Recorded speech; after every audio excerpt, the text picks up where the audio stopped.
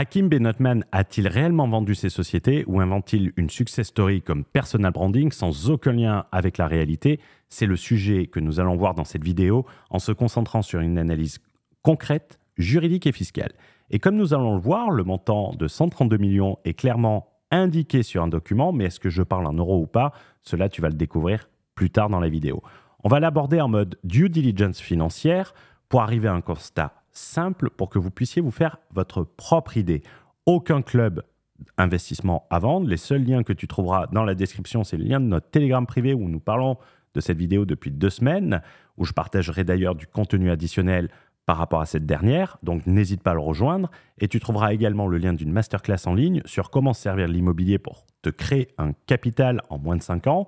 Et attention, je ne parle pas de vivre de l'immobilier, je parle de se créer un capital de plusieurs millions au travers du levier bancaire.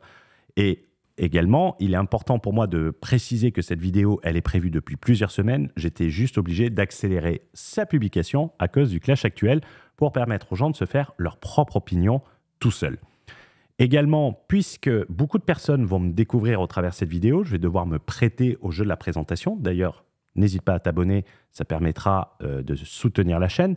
Mon parcours universitaire est double. J'ai un parcours en grande école de commerce avec une spécialisation finance, mais également une casquette juridique avec un master en droit des affaires et une spécialisation en fiscalité internationale.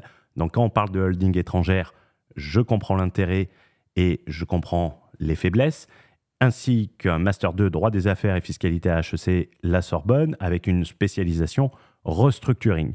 D'un point de vue professionnel, j'ai débuté ma carrière en 2013, notamment sur le rachat de Speedy par l'équipe de management. Speedy est une franchise, est un franchiseur. D'ailleurs, c'est très intéressant de voir, beaucoup de gens connaissent Speedy. Le chiffre d'affaires était plus du double de celui que raconte Hakim Benotman, et pourtant le prix de cession était plus faible, et prix de cession que vous pouvez trouver sur Internet. Depuis 2020, je conseille les investisseurs immobiliers à se créer un capital, et je parle bien de capital rapidement grâce au paradis bancaire que regorge l'enfer fiscal français, et pas fantasmer sur 300 € de cash flow, avec son logement atypique façon Love Room.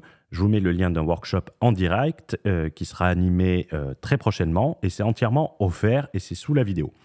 Passons maintenant au vif du sujet.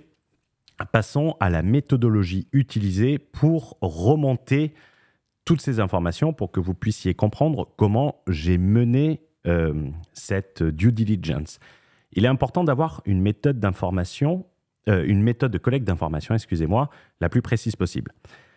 Puisqu'on va devoir retracer plusieurs structures, on va devoir identifier des sociétés holding et des sociétés étrangères. Donc il faut comprendre également plusieurs choses. La première chose, c'est que Hakim Benotman, il a essayé d'éliminer le maximum d'informations sur Internet, chose rare quand nous n'avons rien à cacher, mais ça peut être par un désir de confidentialité. Mais en matière de furtivité, il a oublié quelques plateformes, il faut l'avouer.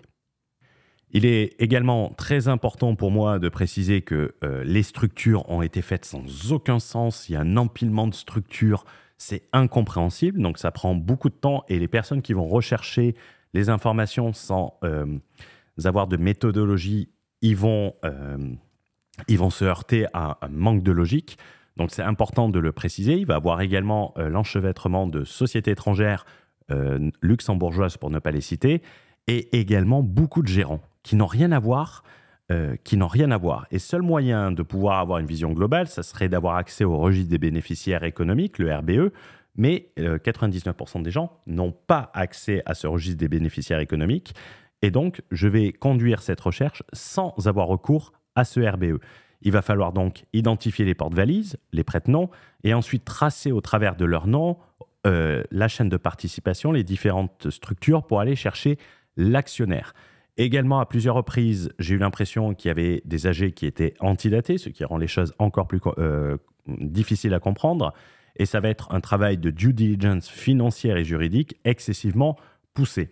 La méthodologie personnelle que j'ai utilisée pour remonter les différentes structures et arriver à la conclusion que vous verrez à la fin de cette vidéo, c'est d'identifier le point de vente, retrouver la société, identifier le gérant, qui est jamais Hakim Benotman dans 99% des cas, Et ensuite, ça va être de remonter à la holding de tête, chose qui n'est pas facile car il y en a plusieurs et les sociétés sont vraiment faites n'importe comment. En commençant, je me suis dit, OK, je ne vais pas donner mon avis, mais c'est trop le foutoir pour que cette boîte ait été vendue et qu'il y ait eu un fonds d'investissement le reprendre. Mais je vais partir du principe que je peux me tromper. On va également retracer certaines décisions judiciaires pour identifier et confirmer les sociétés. Et on va également confirmer avec des articles de presse pour arriver à la fin à une chronologie globale et avoir une vision totale. Pour remonter aux différentes sociétés, on va partir par ce que j'appelle une identification par le bas. Une identification par le bas, ça consiste à trouver la filiale qui va gérer un point de vente kebab en réseau intégré. Réseau intégré, ça veut dire en propre, et remonter jusqu'à ce qu'on tombe sur une holding. Si cette holding elle est détenue par une personne, c'est parfait, ça deviendra une holding de tête. Cependant, si cette holding est détenue par une autre société holding, il va falloir remonter sur cette deuxième holding qu'on va dénommer holding de tête pour remonter ensuite sur l'actionnaire de cette holding qui sera en réalité le bénéficiaire effectif de toutes les sociétés. Également, on va faire une identification par les marques puisque Nabab Kebab est une marque déposée. Ça va nous permettre de suivre les différentes sociétés. S'il y a eu cession, la marque sera transférée à une autre entité, celle qui la rachète. Et également, comme j'ai dit, il y aura des décisions de justice puisque dans un réseau de franchisés, il y a toujours des différends avec les franchisés. Donc, ça va être intéressant de les retracer pour confirmer et on comparera en dernier recours les articles de presse en mettant le point le plus faible à la crédibilité de ça. Et à la fin, on fera une chronologie. Donc, concernant Nabab Kebab et pour remonter les sociétés. Pour cette remontée par le bas, nous allons partir sur NK Evry 2, adresse 72 rue Rambuteau. Cette adresse est très importante puisque c'est une adresse historique qui reviendra tout le temps. Et on va remonter de ce kebab d'Evry à la fameuse holding à 120 millions. Alors, la société NK Evry, qui est devenue ensuite NYF Paris Nord, elle a comme objet social la préparation, la vente de sandwichs chauds et froids. Donc, qu'on soit clair, nous sommes sur un point de vente kebab et un point de vente en réseau intégré et non franchisé. Ce qui nous indique ça, c'est notamment le siège de la société, 72 rue Rambuteau à Paris. Quand nous rentrons dans les statuts de la société, on se rend compte de plusieurs choses. Déjà, de l'adresse, et il y a directement un nom de société qui nous intéresse. On est très sensible à ça, c'est Groupe HB Holding. On remarquera ensuite que le groupe HB Holding est devenu propriétaire de 100% des parts. Donc, cette société est tout simplement détentrice de 100% de NK Evry 2. On se rend compte également que le gérant de NK Evry 2 est un certain Mostefa Benotman et ça fait penser au père d'Hakim Benotman. Donc, cette société HB Holding est également dirigée par Mostefa Benotman et également à l'adresse 72 rue Rambuteau. Maintenant, il va falloir entrer dans les statuts de cette société pour déterminer son actionnaire, puisque un gérant n'est pas forcément l'actionnaire. Si cette société est détenue par une autre holding, il va falloir identifier cette holding. Et si elle n'est pas détenue par une holding, il va falloir déterminer le propriétaire, chose que nous allons faire de suite. Concernant cette société HB Holding, comme on peut le voir, c'est une société au capital de 1 000 €, dont le détenteur à 100% est Hakim Benotman. C'est-à-dire que cette société est détenue non pas par une holding, elle est détenue par une personne physique et on est sur l'actionnaire à 100% d'Hakim Benotman. Donc, on est sur une holding de tête au moment de la création. Cette société révéler d'autres éléments qui vont être très intéressants. C'est notamment un changement de gérance et l'apparition d'un certain Abdelkader Guettarni qui permettra plus tard d'identifier d'autres sociétés du groupe d'Hakim puisque c'est un gérant qui l'a utilisé à plusieurs reprises. Une holding, c'est pas tout. Dans un réseau de franchisés, et comme je l'ai dit, j'ai travaillé chez Speedy, vous avez la holding, pour le cas de Speedy, de mémoire c'était Speedy France SAS. Vous avez également une deuxième société qui est capitale dans un réseau de franchisés, c'est le franchiseur. Dans un réseau de franchisés, la holding n'est pas la clé. C'est également la société de franchiseurs qui signe les contrats, qui facture les royalties et qui va porter les obligations opérationnelles du franchiseur. C'est elle qui va faire la valeur, c'est elle qui va porter le risque et identifier la holding permet de cadrer le périmètre capitalistique, mais identifier le franchiseur va permettre de comprendre les flux, les engagements et la trajectoire réelle du réseau. Donc, en réalité, dans le cadre de Nabab Kebab, il va falloir identifier cette société puisque les franchises Nabab Kebab vont lui verser les royalties, les droits d'entrée à cette société. Et dans le cadre d'une cession, notamment lorsque vous vendez une société avec des franchises, on apportera également cession de cette société. Le rachat apportera cession de cette société, c'est très important de le préciser. Dans le cas de Nabab Kebab, on tombe très rapidement sur une société qui s'appelle NKD Franchise et qui s'appelait Nabab Développement. Elle également au 72 rue de Rambuteau, c'est une adresse historique, c'est la pièce maîtresse du dispositif contractuel de Nabab. Normalement, elle doit être détenue par la holding, mais celle-ci est détenue en propre. Elle est détenue en propre par 3 personnes, donc 3 actionnaires. Le premier, c'est Hakim Benotman, le second ou la seconde, Samia Yamina Younes, et également Amou Chek Benotman à 13,33%. Cette société, elle a été créée en 2007, donc au début de l'histoire de Nabab Franchise. Et également, ce qui est intéressant, c'est que cette société, et vous pouvez le vérifier sur Papers, c'est qu'elle détient les marques Nabab et les marques Nabab Kebab, enregistrées respectivement le 15-04-2011 et le 26-04-2010. Donc, une société importante dans le groupe, dans la stratégie. Toute vente à un fonds d'investissement apportera automatiquement cession de cette société ou du moins des marques, puisqu'une personne qui rachète va vouloir exploiter les marques. Si demain tu détiens une société qui détient la marque McDonald's, je vais envie de dire, tu n'as pas de souci à te faire. Une fois qu'on a ça, qu'on a la holding et le franchiseur, on a les 2 sociétés à surveiller. On les rappelle, le groupe HB Holdings qui va détenir les Nabab Kebab en propre, géré par Mostefa Benotman, et on a NKD Franchise qui est le franchiseur qui est géré par Abdelkader Guettarni. Et ces 2 sociétés, l'une, HB Holding, est possédée à 100% par Hakim Benotman, l'autre est possédée à 80%. Le premier mouvement qui va apparaître va être un mouvement sur HB Holding, puisque ce dernier va faire apparaître une nouvelle société, NDM Développement, notamment à la nomination gérée par Issam Ben Ali, lorsqu'il y a un changement de gérant sur HB Holdings. Sous-entendu, elle a été transférée sans enregistrement au greffe, puisqu'il n'y a pas de trace de cession.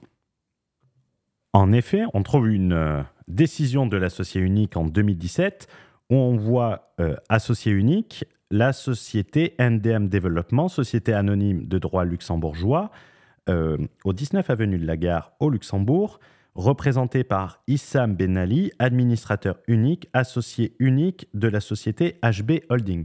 C'est-à-dire que 100% du capital est passé de Hakim Benotman à cette société NDM Développement. On se rend compte également que le gérant, comme nous l'avons vu, Mostefa Benotman, qui préside HB Holding, est remplacé par Abdelkader Guettarni. Et c'est écrit ici, nomination de M.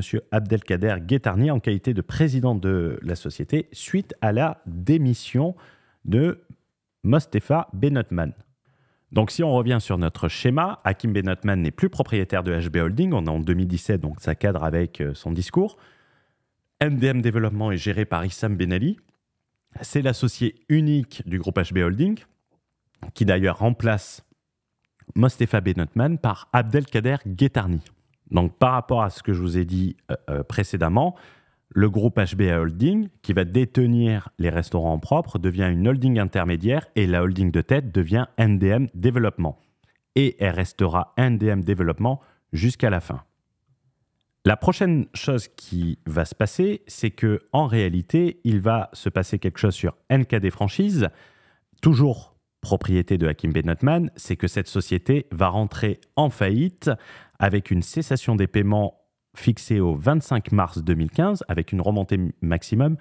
Lorsque la liquidation judiciaire est prononcée, généralement, le mandataire peut remonter 1, 2 ou 3 mois en arrière. Là, il est remonté 17 mois, quand le maximum, c'est 18 mois de mémoire. Donc, la société gérant les franchisés a fait faillite. Et la deuxième société à faire faillite, c'est le groupe HB Holdings, celle qui détient les restaurants en propre, suite à une procédure d'extension, c'est-à-dire une contamination du groupe pour confusion de patrimoine, c'est-à-dire toutes les sociétés du groupe sont liquidées puisque la responsabilité limitée est levée. Je ne vais pas faire un cours de droit sur ça, mais c'est généralement très mauvais lorsque ça se passe. Les sanctions personnelles au titre du groupe HB Holdings sont importantes à regarder. Donc, on retrouve tout. On trouve le jugement d'extension d'une procédure de liquidation judiciaire, la faillite personnelle à l'encontre de M. Hakim Benotman, prononcée le 3 février 2023, et la faillite personnelle à l'encontre de M. Abdelkader Guetterni pour une durée de 7 ans pour le groupe HB Holding au 72 rue de Rambuteau. Alors, ces deux faillites interviennent après la cession en NDM Développement au Luxembourg. Autrement dit, la chute du réseau franchisé suit la cession vers la holding luxembourgeoise. Donc, en réalité, il y a 3 solutions. Solution 1, un fonds d'investissement rachète 120 millions d'euros un groupe et le coule aussitôt repris pour le fun car il voulait générer des pertes. Solution 2, un fonds fait un chèque de 120 millions d'euros sans faire la moindre due diligence et perd immédiatement 100% de l'actif acheté car Hakim l'a juré sur la tête de sa mère que la compta était nickel. Ou, dans un autre sens, on sait que le groupe s'effondre, on essaye de sauver le maximum en le transférant à l'étranger et en espérant préserver des actifs.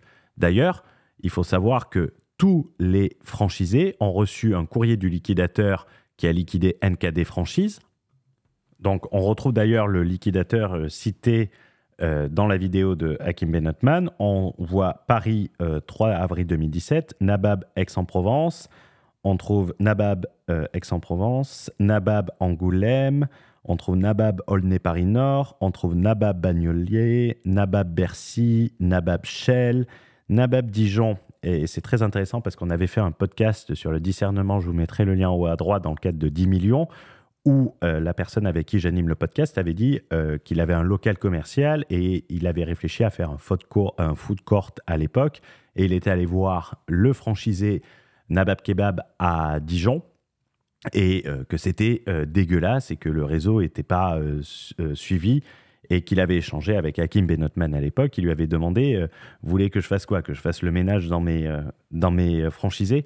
Donc on voit le sérieux. Nabab Laon, Nabab Mo, Nabab Nîmes. Donc ça, c'est que les franchisés. Nabab Clichy, Nabab Grand Boulevard. Voilà, et là, on a fini la liste. Donc ça veut dire qu'il y a 12 franchisés, pas 70. Il y a 12 franchisés qui ont tous été résiliés par le mandataire judiciaire suite à la liquidation de la société.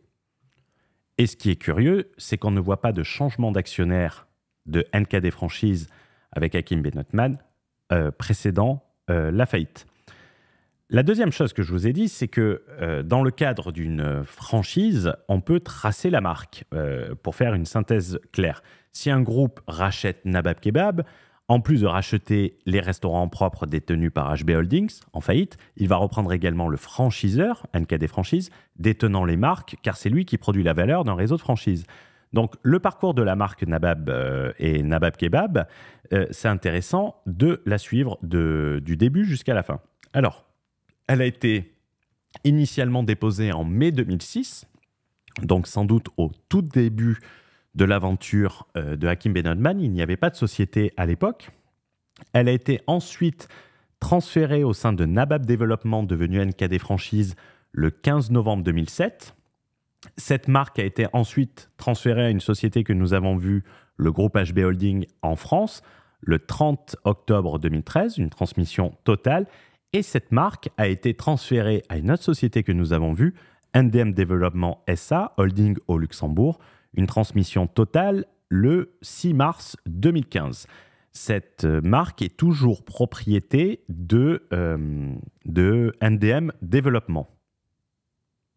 Donc, on est bien sur le site de l'INPI, extraction le 24 octobre 2025, déposant titulaire NDM Développement, 19 avenue de la Gare au Luxembourg.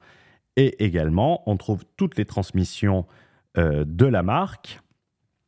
Donc, ça fait comme ça. Ensuite, bénéficiaire HB Holding a fait une concession de licence à Nabab Développement et NKD Franchise. Et ensuite, ils l'ont transféré à NDM Développement. Donc, si on résume, les actes sociaux indiquent que NDM Développement SA est devenu l'actionnaire unique du groupe HB Holding et a nommé Abdelkader Guettani président après la démission de Mostefa Benotman. Le groupe HB Holding pilote alors les sociétés d'exploitation détenues en propre comme le NK Evry 2. Et ce que raconte également la chaîne, c'est que la marque est passée de NKD Franchise à NDM Développement qui a repris le groupe HB Holdings. Donc, techniquement, c'est cohérent avec une cession de groupe telle que présentée publiquement par Hakim Benotman, même si aucun montant officiel n'est communiqué et même si aucune cession n'est enregistrée sur HB Holding. Si on fait une lecture d'ensemble, pour finir sur les sociétés françaises, avant de passer sur les sociétés luxembourgeoises. La chute du franchiseur en 2015-2016, puis celle de la holding en 2018, ajoutée aux interdictions de gérer en 2023, dessine un groupe multisociété, mais imbriqué, où la faillite du franchiseur a fragilisé le réseau et où la liquidation de la holding avec confusion de patrimoine a propagé l'effet domino. Cette séquence intervient après la cession vers NDM Luxembourg. C'est intéressant, mais avant de remonter sur les sociétés, comme j'ai dit, il y a 3 possibilités. La première possibilité, c'est que le fonds, après avoir signé un chèque de 120 millions, prend sa perte sans réinjecter les fonds. Un fonds fait un rachat sans faire la moindre due diligence, façon repreneur 2.0 Internet sans argent, full crédit vendeur. Mais à ce moment-là, notre cher Hakim n'a pas touché l'argent. Ou la cession est un simple transfert d'actifs avant que tout se casse la gueule et on essaye de sauver le maximum d'actifs. Donc maintenant, on va passer sur les société luxembourgeoise derrière la société Nabab Kebab et on va rentrer dans leur intimité. Comme je l'ai dit, au Luxembourg, on va retrouver notre fameuse société NDM Développement qui est une holding Soparfi dont l'actionnaire est pour l'instant inconnu, mais le gérant connu, Issam Ben Ali, puisqu'il est dans les statuts de nomination de HB Holding, notamment de Abdelkader Guettani. Donc, NDM Développement, c'est une Soparfi, c'est une société holding luxembourgeoise, Soparfi pour Société de Participation Financière. La question va être de savoir, est-ce qu'il y a une société au-dessus ou est-ce qu'il y a une société ou est-ce qu'il y a des sociétés en dessous? Est-ce qu'elle est détenue par un actionnaire unique? Et à ce moment-là, il faudra l'identifier. Est-ce qu'elle est détenue par une autre holding? Et donc, il faudra remonter la chaîne de participation. Pour l'instant, elle détient 100% du groupe HB Holdings, comme nous l'avons vu en faillite. La question est de savoir, est-ce qu'il y a une holding supérieure avec des investisseurs? Et à ce moment-là, il faudra remonter à l'actionnaire de cette holding supérieure pour déterminer le propriétaire ou savoir si tout simplement c'est un actionnaire personne physique qui détient le capital social de NDM Développement. Comme on l'a fait précédemment, le fait d'identifier la holding est intéressant, mais maintenant il va falloir s'intéresser à la société franchise. Donc, comme on l'a vu précédemment, il y a une holding et une franchise. Donc, quand on rentre dans les comptes de NDM Développement, on se rend compte que dans ses participations de plus de 20% fin 2014, 31/12/2014, elle détient une société qui s'appelle GBM Invest SARL. Donc, maintenant qu'on sait qu'il y a GBM Invest SARL, ce qui serait intéressant, ça serait de savoir si cette société est le franchiseur et on est aidé par une décision de justice française qui identifie cette société. Donc, comme vous pouvez le voir, on est à la Cour d'appel de Paris, Pôle 5, Chambre 4, le 8 janvier 2020, avec un numéro 18 077 58. C'est intéressant parce que GBM Invest est mentionné ici, non-respect des obligations de formation et d'approvisionnement.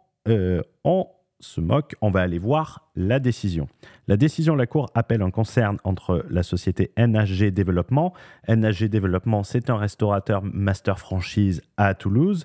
Et la société GBM Invest, franchiseur d'un réseau de restaurants sous l'enseigne Nabab Kebab. Donc là, on sait, on a le franchiseur Nabab Kebab luxembourgeois.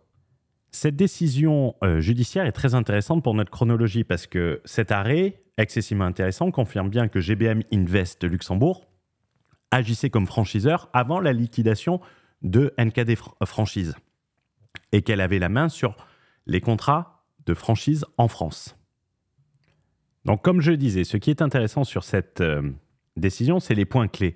On se rend compte qu'en juin 2014, la signature du contrat de master franchise avec NHG Développement et Nabab Développement, NKD France remplacé par GBM Invest au Luxembourg.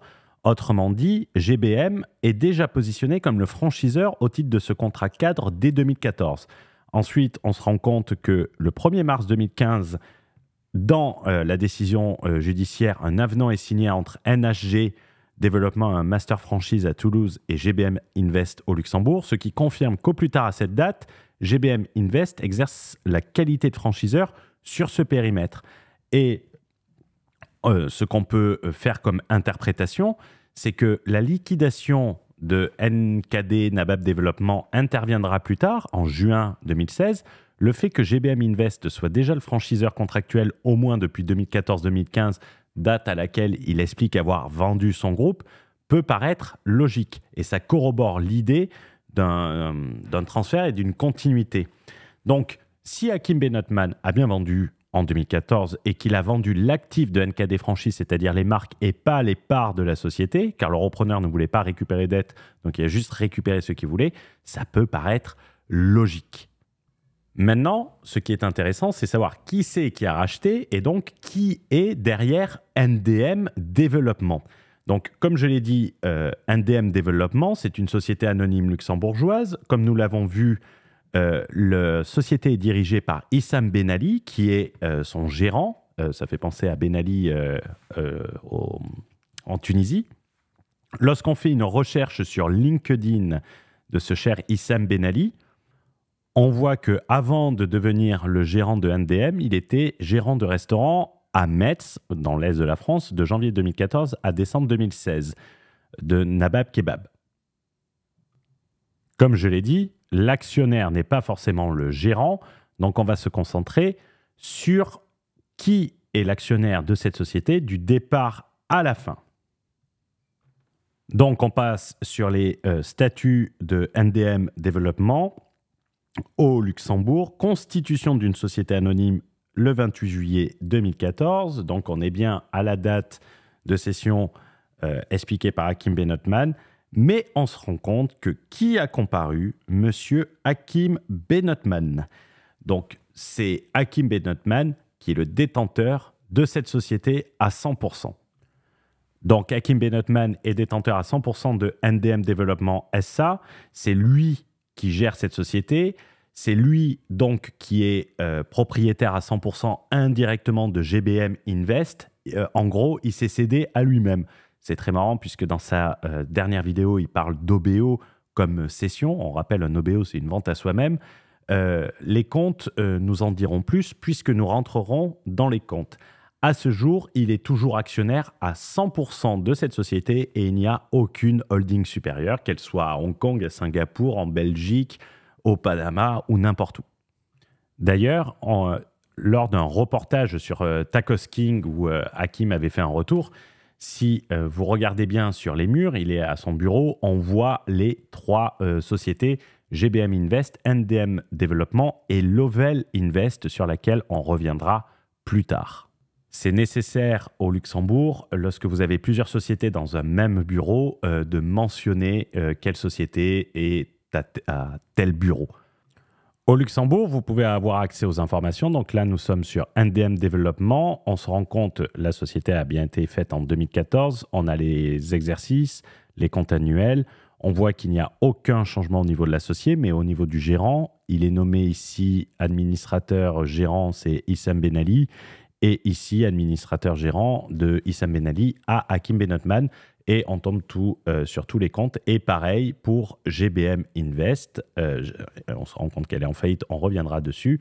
Et sur GBM Invest, vous allez voir que, par exemple, on voit la note toujours est également en faillite. Donc, il y a dans les dépôts tous les documents, immatriculation, modification, administrateur, gérant. Et ici, il y a un changement d'associé où Hakim Benotman récupère la société et un jugement de faillite. On y reviendra dessus. Donc, par souci de transparence, j'ai uploadé tous les documents, tous les comptes disponibles que je vous ai montrés. C'est confirmé comme quoi il y a tout. Et on peut lui poser la question, sommes-nous sur une grosse société? Quel est le résultat net année après année? Donc là, on est sur GBM Invest. On va le laisser réfléchir pour entrer en profondeur. Et ça va être intéressant. Je vais le laisser réfléchir et je vais redémarrer la vidéo. Je vais le laisser écrire. Donc, voici le résultat de la société GBM Invest. Donc, 2014, moins 3 000 euros. 2015, 36 000 euros. 25 000 euros. 19 000 euros. En cumulé 2014-2017, 78 000 euros, soit une moyenne annuelle environ de 20 000 euros par an sur la période. Est-ce que selon vous, c'est une grosse société? Donc, comme pour GBM Invest, j'ai mis les statuts constitutifs, j'ai mis tous les comptes. Je vous partagerai sur le Telegram ça. Et je lui ai posé la question suivante. Hakim Benotman, propriétaire à 100% comme c'est ici. Sommes-nous sur une société qui génère des millions ou une petite holding qui vivote? Peux-tu me sortir le cash en banque hors créance disponible dans cette société année après année? As-tu l'impression que c'est une multinationale? Est-ce qu'on peut savoir combien de millions se verse Hakim Benotman en dividendes sur cette société? Également, j'ai dit qu'il prétend avoir fait un OBO de 117 millions d'euros. On lance la réflexion, je mets sur pause et je reprends immédiatement. Donc, il va réfléchir. Réflexion durant 10 secondes. Extraction du texte ligne bancaire pour pas qu'il y ait de modification. On est toujours sur le même. Je vais le laisser comme ça, on ne pourra pas m'accuser de modification et on ne pourra pas me dire que je rajoute des zéros aux millions qui se versent.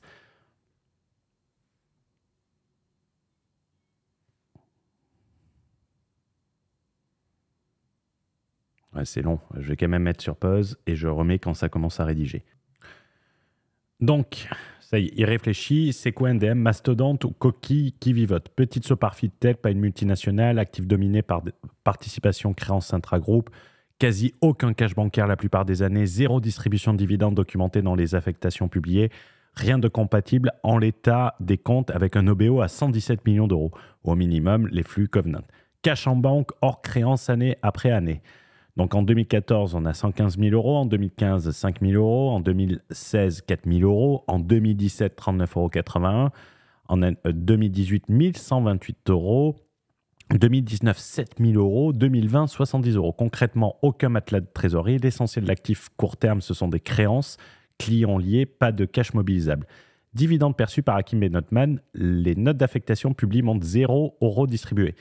Bénéfices affectés, report de réserve, conclusion de dividendes sur la base des comptes fournis, aucune trace de millions distribués à l'actionnaire. Verdict, Boston Consulting Group Grade, net et sans bavure, profil petite holding luxembourgeoise qui vit de titres et créances intragroupe, pas de business opérationnel massif, pas de trésor de guerre, cash disponible quelques centaines à quelques milliers d'euros la plupart des années, pic initial 2014, banque zéro, camp publié, dividendes 0 € distribués dans les affectations publiées.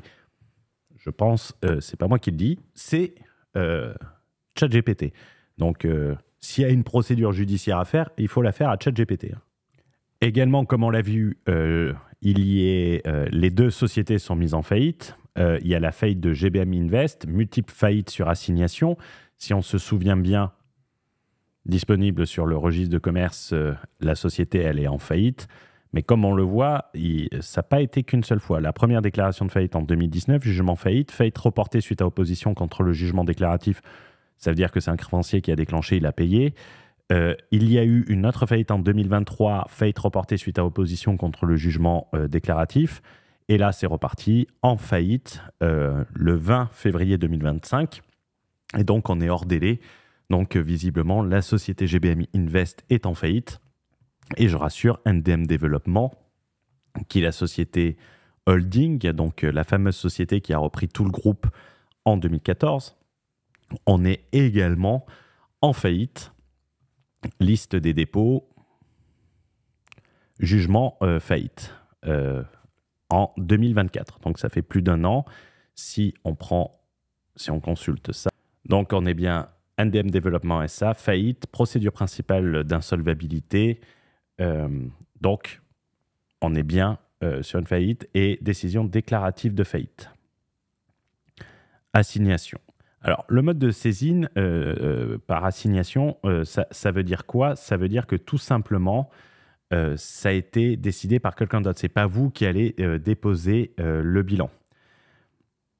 Il y a eu également un transfert de 100% des parts à Hakim Benotman avant sa faillite, peut-être pour éviter que cela se propage à NDM Développement, puisqu'il avait subi une extension de procédure. Peut-être qu'il a eu un traumatisme par rapport à ça. Voilà ce qu'il en est des sociétés luxembourgeoises d'Hakim Benotman.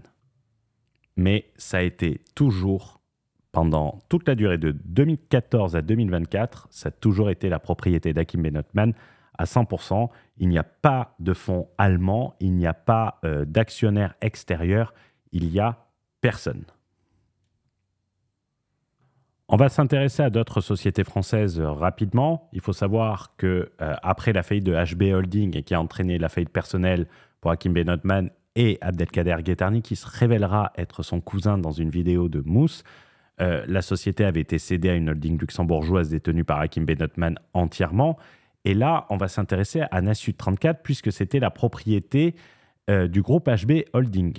Et cette société a été transférée à NDM Développement. Alors, c'est bizarre, elle sera transférée à NDM Développement et on trouve bien une cession à 132 millions. D'ailleurs, cette société transférée Nasud 34, c'était Nabab Montpellier, représenté par le groupe HB Holding. Donc, c'était la propriété du groupe HB Holding que nous avons vu. Et M. Hakim Benotman préside la séance en qualité de gérant de la société de Nasud 34. Alors, c'est intéressant parce que l'ordre du jour, c'est la nomination de M. Abdelkader Guettani et la démission de M. Hakim Benotman. Autorisation de la cession des parts détenues par le groupe HB Holding au profit de la société NDM Développement. Alors, c'est très intéressant puisque la société est détenue par le groupe HB Holding, qui elle-même est détenue à 100% par NDM Développement. Pourquoi transférer Nasud 34 ou Nabab Montpellier entièrement dans NDM Développement? Et c'est peut-être qu'on va voir. Et ici, on va trouver la cession. Donc, il change de nom, Nasud 34, on voit bien NDM Développement. Cette résolution est adoptée à l'unanimité. Donc, on transfère du groupe HB Holding au profit de NDM Développement. Qu'est-ce que cela veut dire? Ça veut dire qu'on veut sauver l'actif et on va trouver le récépissé du dépôt, mais surtout la cession de parts sociales. Le groupe HB Holding a vendu à NDM Développement, les deux sociétés appartiennent à Hakim Benotman, on rappelle, sauf que l'une sera liquidée et l'autre sera liquidée plus tard. On trouve le montant de la cession. La présente cession est consentie et acceptée moyennant un prix total de 50 000 euros.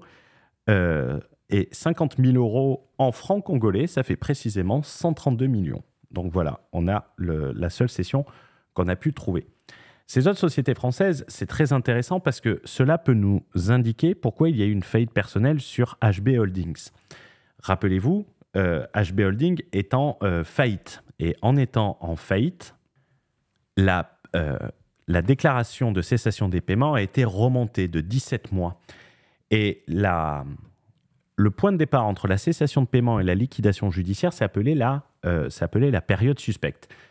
Ici, cette société a été transférée en pleine période suspecte, c'est-à-dire entre la cessation des paiements de HB Holdings et entre la liquidation judiciaire de HB Holdings. Donc, il faut savoir que, par exemple, pour avoir une interdiction de gérer, la faillite personnelle, c'est sortir des actifs à bas prix et faire des cessions à soi-même pour organiser son insolvabilité. On a peut-être la réponse ici, pourquoi il y a eu une interdiction de gérer sur Hakim Benotman, puisque l'actif Nabab Montpellier était dans HB Holdings et qu'on l'a vite transféré à NDM Développement, et ce, entre la cessation de paiement et la liquidation judiciaire. On trouvera également en France ultérieurement une nouvelle holding dénommée FBH Holding, propriété à 100% de NDM Développement SA. On le trouve notamment dans les statuts et la liste des souscripteurs à la Constitution, FBH Holdings, 72 rue de Rambuteau. Vous commencez à connaître l'adresse. Et le titulaire, c'est NDM Développement qui détient 100% des actions. Alors, cette holding est assez intéressante puisqu'on va la trouver à plusieurs reprises. On peut supposer que cette holding intervient en France peut-être pour relancer l'activité et lever des fonds. D'ailleurs, on trouve des articles très intéressants sur Internet, sur Snacking, où il est dit que le groupe Nabab lève 5 millions et crée une plateforme multimarque pour la franchise.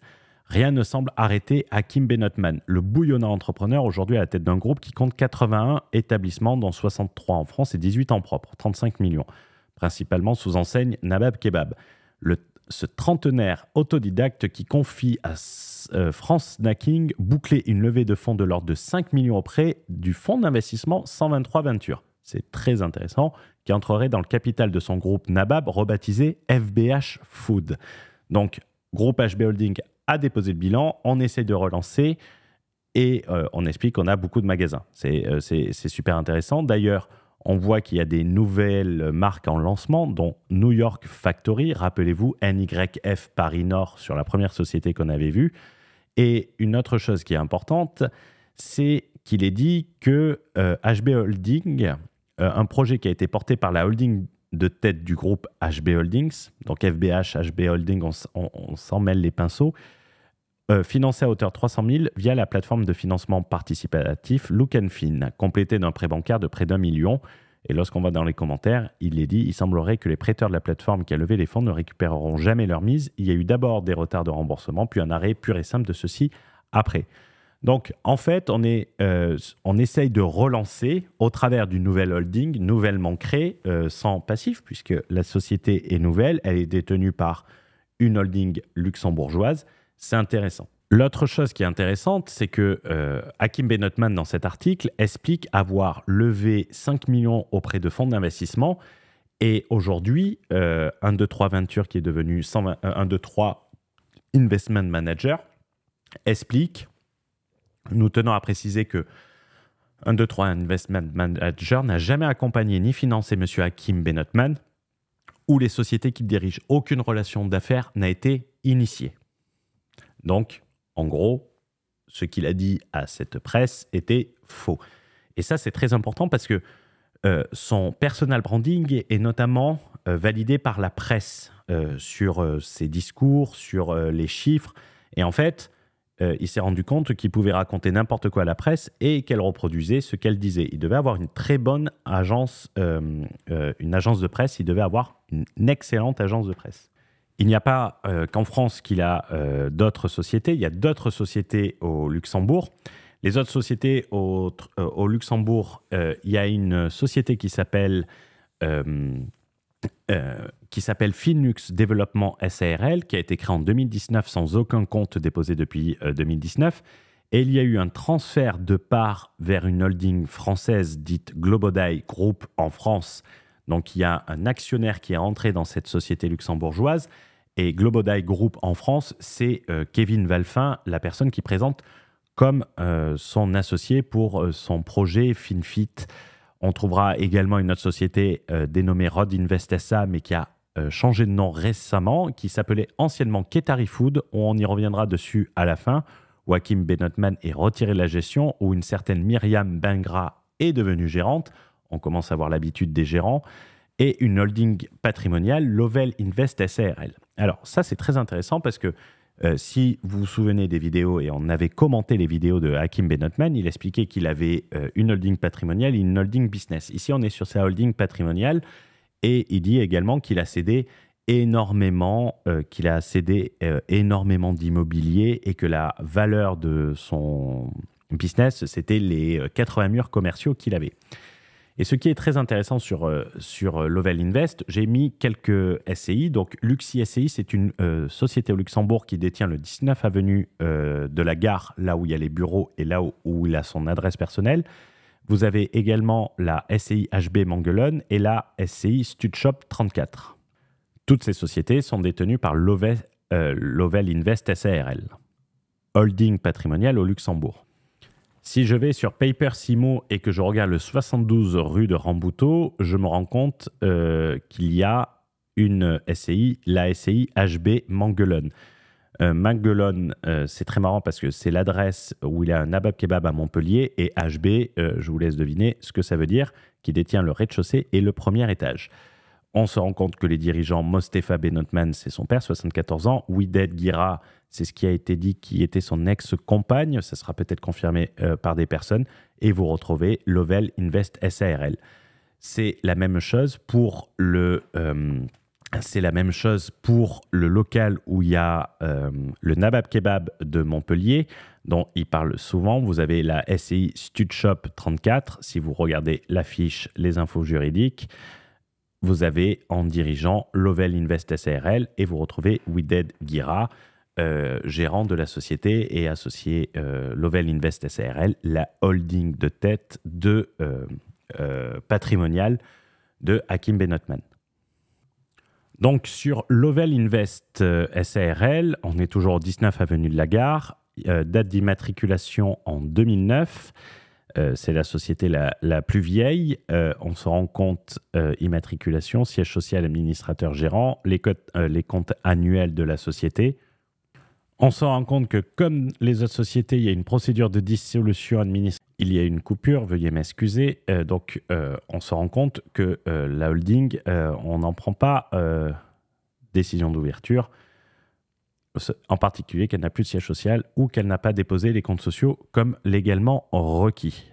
On se rend compte que, par exemple, les comptes de 2018 ont été déposés en 2024, rectificatifs, et que tous les comptes 2020, 2021, 2023, 2022 ont été déposés en 2024 et qu'on n'a pas les comptes 2024.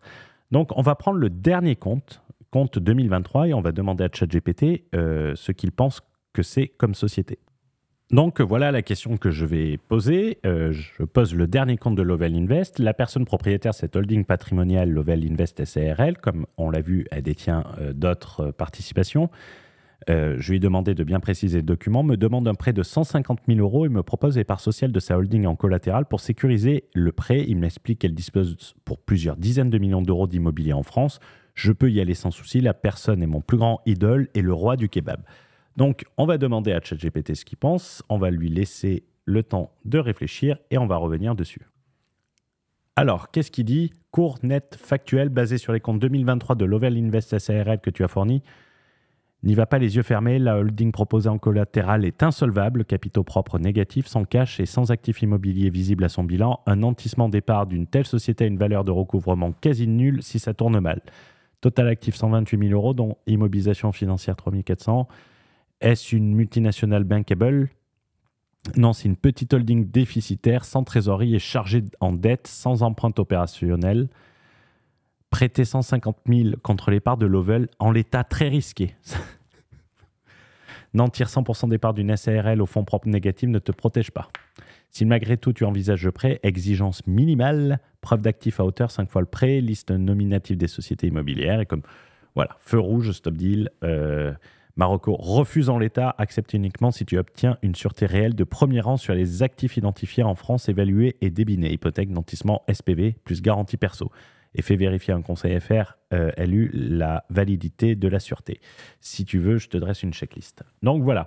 Donc grosso modo, même si vous demandez 150 000 €, même si Hakim Benotman vous propose de vous passer les parts de sa holding patrimoniale pour lui faire un prêt de 150 000 €, même ChatGPT dit qu'il ne faut surtout pas le faire.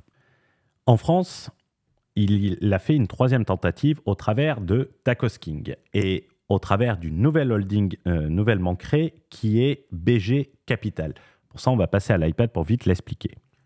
La holding BG Capital, toujours 72 rue Rambuteau, elle est en faillite. Elle est en faillite depuis peu. Elle détenait TK Invest SAS, également 72 rue de Rambuteau, détenu par Lovell Invest SARL, et qui détenait notamment TK Angers, TK Metz et d'autres TK. Pour TK, c'est tout simplement Tacos King. On retrouve un article dans la presse de Angers, litige au restaurant Tacos King d'Angers. Le propriétaire des locaux devra passer à la caisse. Alors, BG Capital, c'est intéressant puisqu'il y a eu une montée en compétences, puisque cette société est gérée par Norbab et Flo 11 rue Manguelonne, là, à Montpellier. On a vu que c'était détenu par la SCI Stud Shop 34, donc une adresse de Nabab Kebab à Montpellier.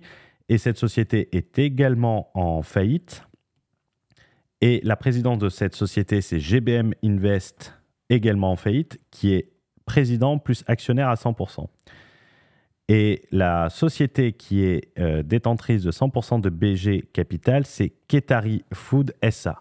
Et c'est très intéressant parce que quand vous regardez la vidéo de Hakim Benotman, il présente un document Qatari Food pour le rachat de Quick, et c'était au travers de ces sociétés. Et dans un organigramme de BG Capital, président M. Benotman, 100% Qatari Food, on peut tracer que les sociétés, alors quand elles sont en verte, elles ne sont pas en liquidation, et quand elles sont en rouge, elles sont en liquidation. On voit NK Invest Nabab Kebab, donc on a retenté avec un Nabab de Tours. C'est très intéressant parce qu'il y a un témoignage qui a été partagé. Nabab Paris-Châtelet liquidé, Nabab Montpellier toujours actif. Pour les Tacos King, Nancy est en faillite, les autres sont fonctionnels. Poké, ils sont tous opérationnels. Et Burger, on a essayé de se lancer dans le burger avec FB Invest, et FB Grenoble est en faillite. Dans tous les cas, la holding est en faillite et la déclaration des créances est à faire depuis le 15 octobre, il me semble, 15-10-2025. Donc excessivement récent. Donc, si on retrace la chronologie du groupe, ça a commencé par la création de HB Holding, c'était Hakim Benotman qui l'avait. Ensuite, il y a eu la création de NDM Development, c'était toujours Hakim Benotman. Il y a eu le transfert à NDM Development. Rappelez-vous, la session n'est pas enregistrée, donc difficile à déterminer. Il y a eu la faillite du groupe HB via une extension le 5 avril 2017, une interdiction et une faillite personnelle de 7 ans pour Hakim Benotman le 31-03-2023, et la faillite personnelle, la faillite également de NDM Développement et GBM Invest. Donc, on est en 2025, j'ai vendu mon groupe pour 120 millions d'euros. En réalité, il était toujours du début jusqu'à la fin sur son groupe. C'est important à préciser. Que pouvons-nous dire en conclusion ? Avant de rentrer dans une petite partie bonus, parce que comme vous le savez, Hakim Benotman a partagé du contenu hier nommé La Vérité, que pouvons-nous dire ? Les promesses face aux traces, le storytelling versus les chiffres.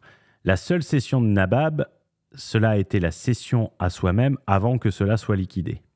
Le bénéficiaire effectif de Nabab Kebab a toujours été Hakim Benotman. Ici, ce que nous voyons sur la période 2015-2025, ce sont surtout des traces de défaillance. En finance, comme je l'ai dit, on n'achète pas un récit, on vérifie les comptes. La seule trace de cession, après on n'a pas fait tous les Nabab Kebab, c'était celle de Montpellier, Nassu 34, qui a été cédée pour 50 000 euros à NDM Développement lui-même. Et c'est sûr que si on parle en francs congolais, il a pris 132 millions. Une société qui, à sa plus grande année, 2014, a eu 114 000 euros sur les comptes, et en 2020, 70 euros sur les comptes. Avec de l'ingénierie, du capital humain, on démonte tous les récits. Depuis la création de Nabab Kebab, Hakim Benotman était l'actionnaire de la société, directement ou indirectement, au travers de NDM Développement. Il n'y a jamais eu de cession. La première société qu'il a montée, il a planté et mis en faillite. Il a essayé de sauver et se relancer depuis le Luxembourg. Il s'est encore planté et mis la société en faillite. Et il a retenté en oubliant le kebab avec le tacos français. On ne pourra pas parler de racisme à ce niveau-là. Cela a été la même chose. Cependant, il est important de noter quelque chose de très important et qu'il faut souligner parce que peu de personnes peuvent faire preuve d'une telle résilience.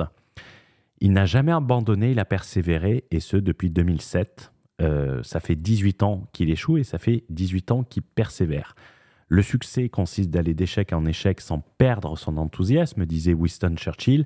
C'est dommage que sa principale réussite financière, due à la vente des abonnements de son club, se repose uniquement sur un récit qu'on ne peut même pas qualifier d'embelli, mais qu'on peut qualifier de travesti ou totalement inventé. On n'est pas sur des nuances de gris. j'ai vendu 120 millions versus j'ai échoué 3 fois à conserver ma société. Il a beaucoup de leçons à donner sur le courage et sur la persévérance, mais cependant, je pense qu'il n'a aucune leçon à donner sur monter un business et le vendre. On a l'habitude de dire « fake it until you make it ». Ici, on est plutôt sur du « fake it even if you failed it ». Et en bonus, il était important de passer sur la vidéo « La vérité ». La vérité de Hakim Benotman. Ici, je vais prendre quelques points, je vais aller excessivement vite. Puisque cette partie n'était pas prévue, il faut savoir que suite au bad buzz et à l'éclairage qui a été mis sur Hakim Benotman suite à son business club acquisition, ce dernier a fait une réponse et on a décortiqué certains points et apporté un avis professionnel sur son discours avec des éléments factuels, et ça va être très rapide parce que les personnes vont dire « ouais, il a montré ça, il a montré ça ». La première chose qu'il dit, « je ne peux pas révéler ma cession car j'ai fait de l'optimisation fiscale et je ne veux pas me faire redresser fiscalement ». Alors, cher Hakim, tu dis avoir cédé en 2013-2014, donc si tel était vraiment le cas, même si tu avais fraudé le fisc, l'action de l'administration fiscale, elle est prescrite aujourd'hui, hein, parce que ça fait plus de 10 ans. Donc ne t'inquiète pas Hakim, tu peux tout sortir sur les réseaux, aucun souci, ne t'inquiète pas, tu peux être entièrement transparent. L'administration fiscale a 3 ans ou 10 ans en cas de fraude, donc tu es tranquille. J'ai vendu et je sors un document d'OBO. D'abord, le document présenté par Hakim Benotman sur sa vidéo certifiée par huissier. Alors, un huissier constate, il ne certifie pas. Il constate ce qui est écrit. Le document présenté par Hakim Benotman est un draft d'OBO. Si on veut prouver la cession, un OBO, c'est un owner by out, donc une vente à soi-même. Donc, ça correspondrait avec le récit. Donc, quand bien même elle serait réelle, tu aurais 117 millions d'actifs, mais tu aurais 117 millions de dettes. Ça fait 0 la tête à Toto d'un côté. Donc, on arrive à 0 euros d'actifs au final. Est-ce que c'est un draft où il a essayé, est-ce qu'il a essayé de faire des OBO? Par exemple, on le voit sur Snacking pour lever des fonds. Peut-être qu'il a essayé de faire un OBO en racontant une embellie, qu'il a fait un draft et que c'est jamais allé au bout. Mais de toute façon, on ne voit pas la moindre trace d'OBO. Concernant, j'étais à 2 doigts de racheter Quick. Les documents fournis sont une IOI indicative. Si on compare à l'immobilier, nous sommes sur l'offre d'achat. Je peux faire une offre d'achat sur un immeuble de 250 millions d'euros sur les Champs-Élysées et vous dire, regardez, j'ai du capital. Si on était au compromis, on sortirait l'offre ferme plus le SPA signé sous condition. Pas une lettre. Et par exemple, son offre, c'est très intéressant, et pour voir qu'on ne parle pas de... qu'on connaît quand même un minimum le sujet, Quick, donc cette lettre, il a dû l'adresser à l'advisor du deal. L'advisor du deal de Quick, c'est la banque Lazare et Frères. Donc, dans la vidéo, il a masqué l'adresse de Lazare et Frères, mais de mémoire, Lazare et Frères, c'est boulevard Haussmann à Paris. Donc, tu pouvais le laisser, c'était une information qui était communiquée. Donc, il n'y a pas besoin d'avoir ces documents, cela ne prouve rien. Et le dernier point, on m'a refusé mon bras droit pour être président de Courtepaille parce que j'avais une interdiction de gérer. J'ai envie de dire... tu n'as jamais été gérant sur tes sociétés, à part peut-être Nabab Montpellier. Après, ton modus operandi consistait à mettre d'autres personnes. Tu as nommé ton père, ton cousin, une certaine Mariam Bengra dans les derniers documents, We Dead, tout ça. Donc, et tu as fait une exception pour Courtepaille. C'est un peu difficile à croire. Donc, derrière ce récit marketing... Je pense qu'on est rentré dans l'intimité suffisante du montage pour que vous puissiez avoir votre propre idée.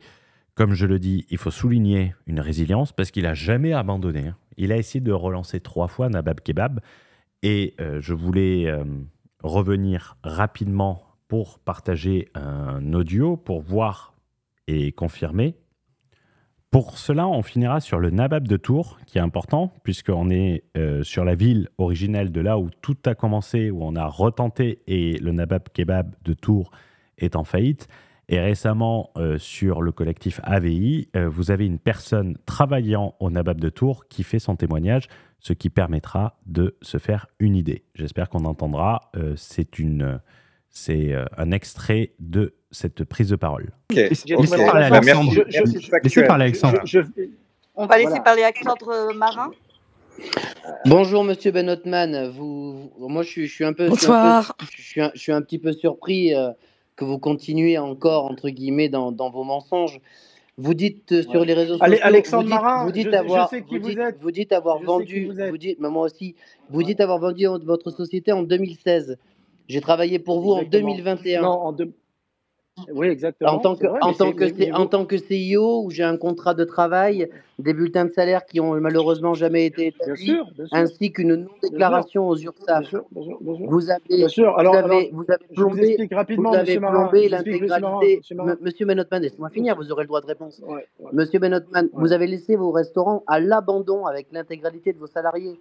Vous avez laissé vos restaurants dans un état pitoyable, avec D'accord. tours fermées en fermeture administrative. Vous avez été liquidé de l'intégralité. Vous n'avez jamais Alors, Monsieur Marin, vendu je vais vous répondre. votre groupe. Je vous réponds, Vous avez, Monsieur Marin. Comme vous l'avez vous dit. avez Non, mais Est-ce que vous laissez-moi pouvez répondre. laisser terminer? On a dit qu'on Non, respectait le temps de laissez-le parce parole. qu'il a droit à une minute. Vous- Il a droit à une minute Vous, et il vous l'a pas a- eu. Là. vous avez déposé une plainte contre moi pour détournement et pour vol de machines à glace. Vol de machines à glace qui ont été saisies par votre liquidateur judiciaire et revendues à l'acheteur. Enfin, comment voulez-vous, avec tous ces éléments, vous défendre à un moment? Comment voulez-vous à un moment que les gens...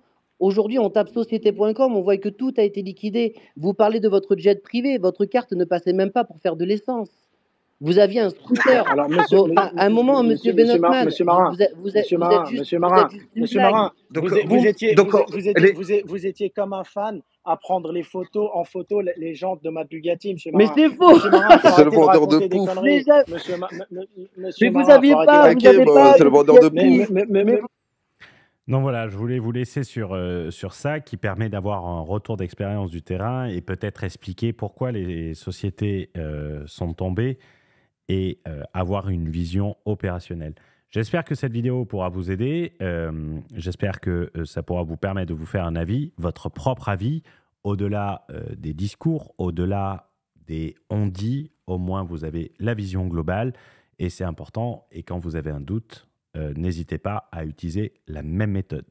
Je vous remercie d'avoir vu cette vidéo. N'hésitez pas à lâcher un like. N'hésitez pas à vous abonner à la chaîne. Vous trouverez énormément de contenu sur cette chaîne et également sur le podcast d'IM si vous voulez monter en capital humain et ne plus vous faire piéger par ce type de contenu. Je vous remercie et je vous souhaite une excellente journée, une excellente soirée. Ciao, ciao.